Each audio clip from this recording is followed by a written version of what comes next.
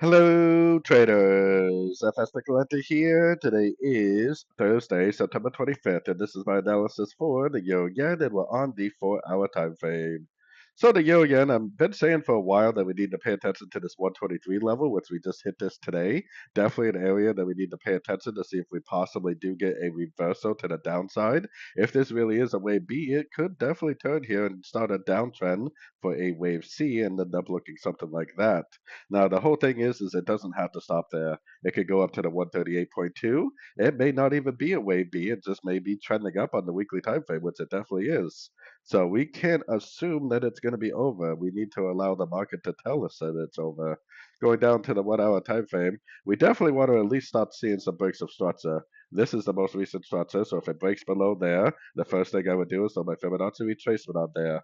Then I would observe it to see if it's impulsive to the downside or whether it's overlapping and corrective to the downside. But honestly, we don't even have a break of structure yet. This all depends on that.